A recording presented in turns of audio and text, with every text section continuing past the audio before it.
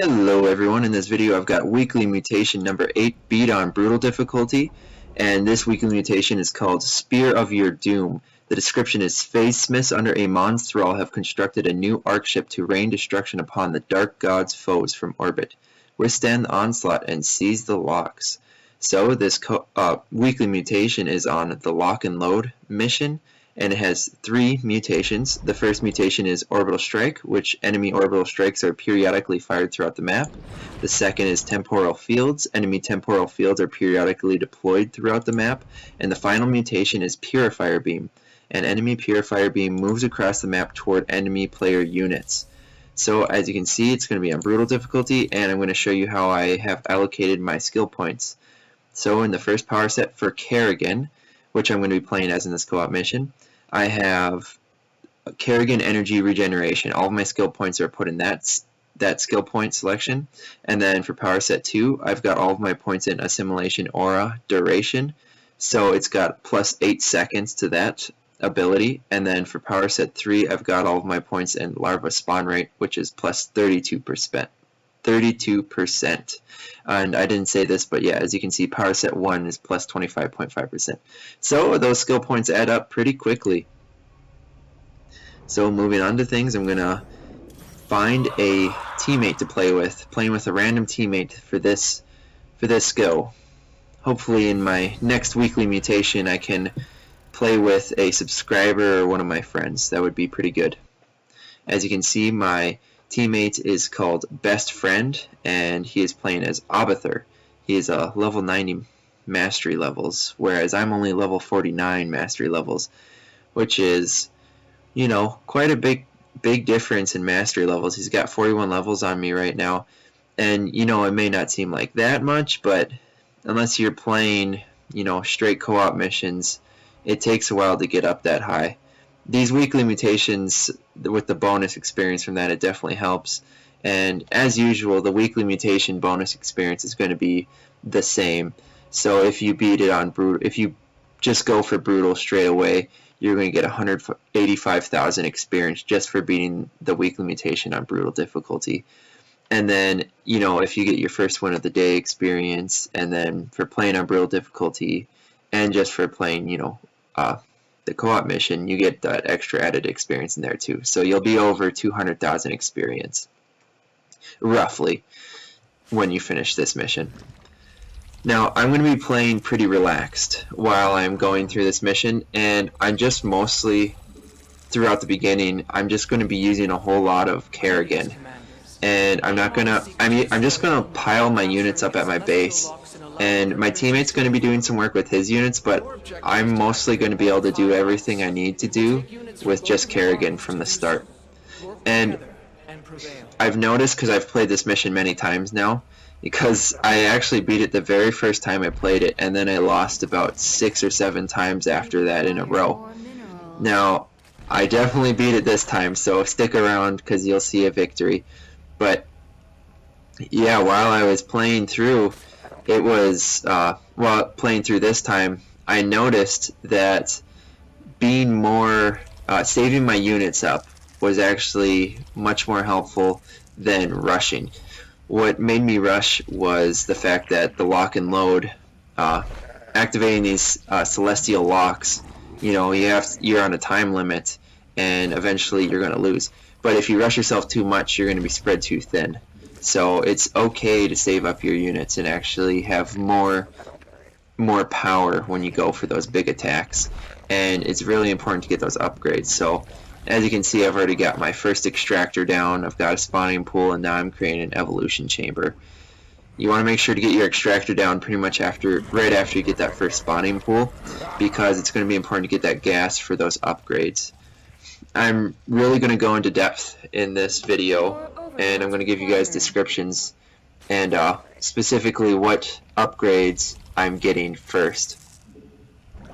So the first upgrade, I don't have enough gas for it right now, but it's Heroic Fortitude, and that is a Kerrigan gains plus 200 maximum life, life regeneration, and also her life regeneration rate is increased by 100%. So that's going to cost you 100 minerals and 100 gas. So as you can see, reasons I can't get it right now is because I'm only at 92 gas. I'll get it pretty quick here, and then it's got a 60-second evolution time. So it'll take about, well, it will take a minute to get that upgrade. And then pretty quick here, I'm going to have Kerrigan spawn, so I'm going to take out the rocks from my expansion. And then, as you can see, I've got 3 evolution chambers that are being built in right now. And then I've already got 2 more drones on my second extractor. And then 16 drones on the supply line, now 18. And I'm pretty comfortable with how many drones I have on gathering minerals for me, so it'll be okay for me to move my final drone onto that extractor so I can have 3. And then I'm just going to be using Leaping Strike over and over until those rocks are destroyed. And then take one of my drones down to this expansion and spawn a hatchery. Because I have a huge surplus of minerals, it's definitely a good choice to get those get that hatchery spawned right away. And then this first wave that comes for your the first celestial lock, you're going to want to make sure to use Assimilation Aura right away. And then, like, as soon as you're walking up this ramp, and then use your Psionic Shift ability, which allows Kerrigan to dash through those units and do area damage to all those units in front of her. And so that's pretty much a one-hit kill for all those Zerglings and Banelings. And with the Assimilation Aura on, you're going to get a ton of minerals, and if there's any Banelings, you'll get some gas. And then with those other big units, you'll also get some gas out of them. Pretty much the bigger the unit, the more gas and minerals that you're going to get from them.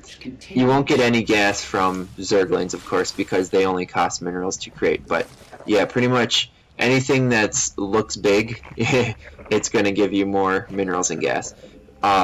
Some of the hybrids aren't very big, but those guys will give you about 50 minerals and 50 gas for each one that you kill while they're in that Assimilation Aura barrier.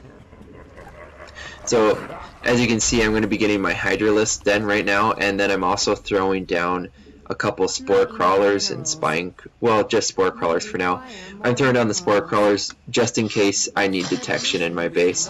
You'll find if you're not paying attention with having detection up, there will be units that sneak up into your base, especially if you're playing against Terran. Those ghosts will really get you. Now, Kerrigan has her Assimilation Aura ability unlocked again, so I'm just going to walk into this next Celestial Lock area where all these units are, and I'm going to try to gather some more minerals just to make better use of this ability. Now, there are swarm hosts and lurkers burrowed, so I need to make sure to be careful and avoid them. And Kerrigan almost died there, so I had to move away. But I moved back, and now I'm killing those Mutalisks, and she's healing pretty quickly, so I should be fine. Now, I'm going to do something cool with Kerrigan in a second here, but first I need to point out that I've gotten quite a few upgrades here that I forgot to mention. I'm getting the melee attacks level 1, which from the evolution chamber, which upgrades all Zerg melee attacks, and that costs 100 minerals and 100 gas and takes 160 seconds to evolve, so a little bit over 2 minutes. I'm also getting the missile attacks level 1, which upgrades all Zerg ground ranged units. That's 100 minerals and 100 gas and takes 160 seconds to evolve. I'm also getting the ground Carapace level 1, which upgrades the armor of all Zerg ground units, and that one costs a little bit more. It's 150 minerals and 150 gas and takes 160 seconds to evolve. Now, the most important one that I got after, in the middle of getting all of those Zerg unit upgrades, is the one for Kerrigan. You want to make sure to get this one pretty much as soon as you can. You have to get your Lyre upgraded first. As soon as you have the Lyre, Lyre. As soon as you have your Lyre upgraded, you can get the Chain Reaction ability from your Evolution Chamber, and that allows Kerrigan's attacks to deal normal damage to her target, then jump to additional nearby enemies and deals 10 damage to up to 4 additional targets. That one costs 150 minerals, 150 gas, and it takes 90 seconds to evolve. So once you have that, Kerrigan's going to be doing pretty well. Now, something else that I want to point out really quick here is the first upgrade I just got from the Hydralisk den you guys saw a second ago was Muscular Augments. and that improves Hydralisk's movement speed and increases their attack range by +1. So that's pretty darn important to get, because you know, the better the range and attack speed, the better they're going to be able to keep up with Kerrigan, and they're going to be able to attack units further back. It's just adding range and movement speed is pretty darn helpful, and that one takes 60 seconds to evolve. Now, there's something also I just saw a second ago. I used a mobilization wave at this Celestial lock with Kerrigan, and something you guys may not have known about is when you use a mobilization wave with Kerrigan, anything that's burrowed will be detected. So it pretty much unburrows those units and they're floating out of the ground. I don't know if it works the same way for cloaked units, but anything that's burrowed, Kerrigan can detect with that method. So if you don't have any overseers around Kerrigan, that's a pretty effective method. Now, I also got another upgrade from the Hydralisk Den, and that one is the Ancillary Carapace, and that allows Hydralisk to gain +20 maximum life. That one costs 150 minerals and 150 gas and takes 90 seconds to evolve. I made sure to get muscular augments before I got that Ancillary Carapace.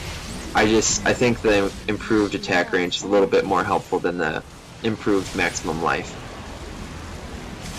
From the spawning pool, I also got another upgrade for those Zerglings. So you've got the improved movement speed from the very first upgrade that you can get, but there's also a upgrade called Hardened Carapace, and that upgrade increases the maximum Zergling hit points by 10. So that's pretty, you want to make sure to get that, because the stronger, you're going to use a lot of Zerglings in this co-op mission playthrough if you're doing this strategy. So make sure to get that upgrade after you get the very first upgrade, which allows improved movement speed. And this upgrade you'll be able to unlock after you get your layer, and that costs 150 minerals, 150 gas, and it takes 90 seconds to evolve. So a minute and a half basically. And then I've also already started getting my melee attacks level 2 from the evolution chamber, which further upgrades those Zerg attack or melee attacks, and that one costs 150 minerals, 150 gas, and takes 190 seconds to evolve. So, and then I've already gotten the ranged, well, let's see here, the ground carapace level 2 and missile attacks level 2, and then now you just saw I'm already moving on to level 3 for the melee, the carapace, and the missile attacks. So I'm really on top of all of these upgrades right now, and that was, for me, that was really important, because when I wasn't getting, I was trying hard to get the upgrades those other playthroughs that I kept losing, but I just couldn't, I wasn't keeping up very well with it. But this playthrough, I got all of the upgrades on time, and that just made my units so much stronger. And as you can see, I haven't even taken my units out of my base yet. Or, not very much. I have a pretty big stockpile in my base right now, and they haven't really moved much besides that. So once I do move them, I'll have a pretty large force where I can, pretty much send wherever I want to send. Now, two upgrades that I wanted to talk about really quickly that I didn't mention, I just got from the spawning pool. The other two upgrades that you want to get for your Zerglings, and those upgrades are called, let's see here, Adrenal Overload, which increases the attack speed of Zerglings by 40%. That's huge. That's a huge increase for your Zerglings' damage, and that costs 100 minerals, 100 gas, and it takes 60 seconds to evolve. So it just takes a minute to evolve. So as soon as you get your hive, you can unlock that ability. And the other ability, once you get your hive, is Shredding Claws. And that allows Zerglings attacks to reduce the target's armor to 0 for 10 seconds. Now this upgrade I think is huge. So, for example, think about attacking an Ultralisk. Ultralisks have tons and tons of armor. They're really strong, and they can normally completely destroy Zerglings. But if they have this Shredding Claws ability, Zerglings actually stand a really strong chance against these Ultras. I mean, they'll still get one hit from the Ultras, but if these Zerglings already have a ton of damage and they're surrounding this Ultralisk, and it doesn't have any armor, that Ultralisk is going to die really fast, especially if you have Hydralisk and Kerrigan surrounded or with those Zerglings to add to that. All of a sudden, big armies aren't so scary anymore just because of your Zerglings having that upgrade. And that upgrade takes 150 minerals and 150 gas to upgrade, and it takes 90 seconds to evolve, so a minute and a half to get those upgrades. We cannot claim One other thing I wanted to point out is both your melee and missile attack upgrades from the evolution chamber cost 200 minerals and 200 gas to upgrade, and they take 220 seconds to evolve. So that's a little bit over, or quite a bit, it's a little bit less than 4 minutes to evolve both of those upgrades. So the sooner you get to upgrading them, the better. And then your most expensive upgrade from the evolution chamber, which I'm getting as of right now, is that ground carapace level 3. That takes 300 minerals and 300 gas to upgrade. Well, I mean, once you have a lot of minerals, it's not that much, but if you're building a lot of units and not focusing on getting those upgrades, it's going to be really hard to save up that many minerals and gas. So if it might be helpful to just kind of pay attention to what you... It's helpful to really pay attention to those upgrades. I just want to point out really quick, that Ultralisk died so fast. My Zerglings destroyed its armor, and then the Hydralisk just completely ate through it because it had no armor. But back to what I was saying, you want to really pay attention to how many minerals and gas you have. If you're just spawning more and more units and not paying attention to getting your upgrades, it's going to be really hard to come by those resources. And then that upgrade also takes 220 seconds to evolve. So once again, about 3 minutes 40 seconds to evolve. And the sooner you get it, the better. Just going to be that much stronger in the late game. Now, the one upgrade I'm still struggling, or not struggling, but I'm still waiting to get is called Frenzy from the Hydralisk Den. And this ability is huge. I was kind of silly to wait so long to get it. I actually forgot about this upgrade. That's why it took me so long to get it. But this upgrade increases the attack speed of Hydralisk by 50% for 15 seconds. It costs 200 minerals and 200 gas to get, and it takes 2 minutes to evolve, so 120 seconds. And why this ability is so good, I mean, you're increasing the attack speed of the Hydralisk by 50% for 15 seconds, but the cooldown, it's only 30 seconds. So pretty much you can you only have 15 seconds of downtime, and it's an automatic ability. So your Hydralisk will just keep on using that. And so it's 50% of the time.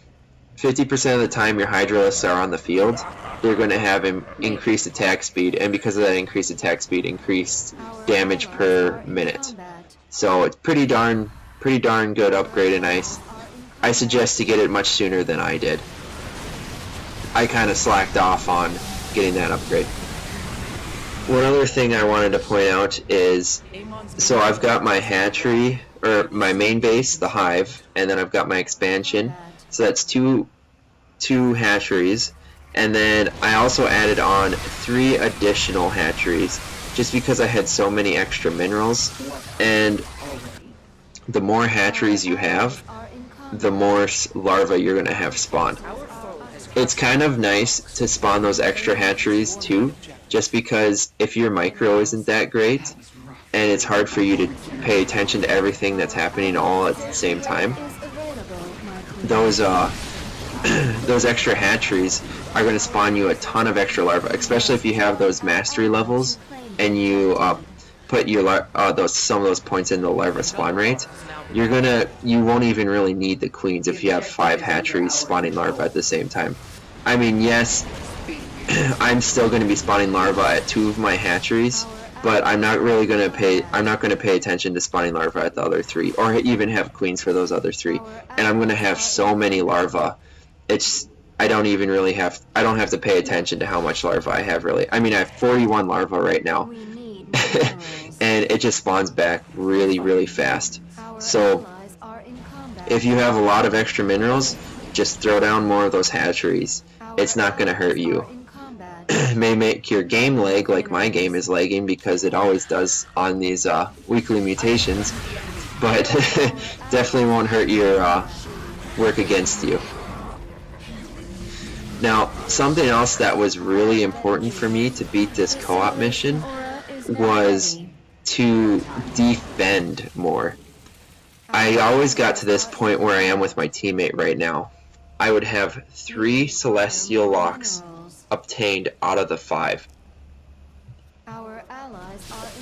And once I got to this point, I would stop defending, or my teammate would stop defending, because we got so worried that the locks would overload to 100% before we got, you know, them activated. So what we would do is something like we're doing right now, but we wouldn't actually have any units to defend home. So like as you can see, there is an army attacking my teammate's base right now. I know it's kind of hard to see because my game's lagging, and I'm really sorry for that. But my teammate actually had units in place to defend. He didn't have them right away, but they spawned in. But something like that can completely end your game, and you need to make sure, even if it looks like you can't, looks like you need to get to those locks, you gotta go back and defend your base first. If you lose your base, you're gonna lose all the other locks that you're defending, and then you're gonna lose the game. So just really, you know, it's probably best if you're playing as Kerrigan, just to keep Kerrigan at your base for the majority of the time. I find Kerrigan to be very good at defending, especially because she has this immobilization wave ability. Pretty much any wave that comes at your base, Kerrigan's going to be able to stop. Now, it also helps that my teammate has been working with me very well. So this co-op mission would probably be would work very well to play with a friend, just because you can have better teamwork, better communication if you're playing with one of your friends. This guy just so happened to work very well with me, but pretty much anywhere that I went or anywhere that he went, I would send my units with him, and when you have your combined forces working together, it's absolutely great. And another huge perk in this co-op mission is I'm playing with Abathur. Kerrigan and Abathur are a great combo. More so, Abathur playing with Kerrigan is really great. Abathur is just a huge help to pretty much every co-op commander, but especially Kerrigan because, you know, Kerrigan's units use the creep, and Kerrigan Kerrigan needs to be healed, and every single time Abathur uses that heal ability, Kerrigan stays alive while she's attacking all these big armies.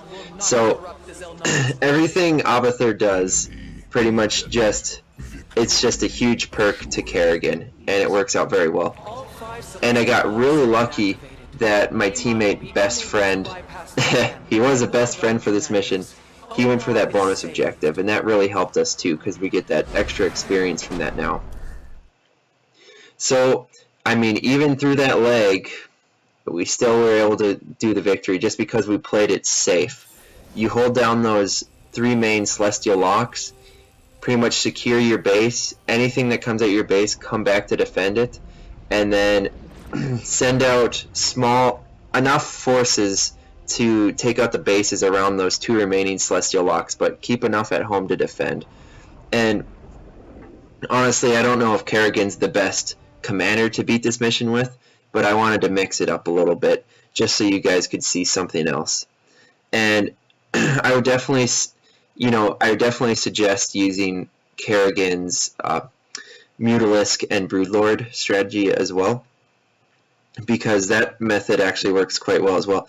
That is the first time I beat this co-op mission, I actually used that strategy with my teammate, and we won. It didn't even really have any problems. I think I got carried more so the first time I played though, but like I said, I beat it with that strategy too. So if you're looking to play with Kerrigan, feel free to use my strategy and let me know how it goes.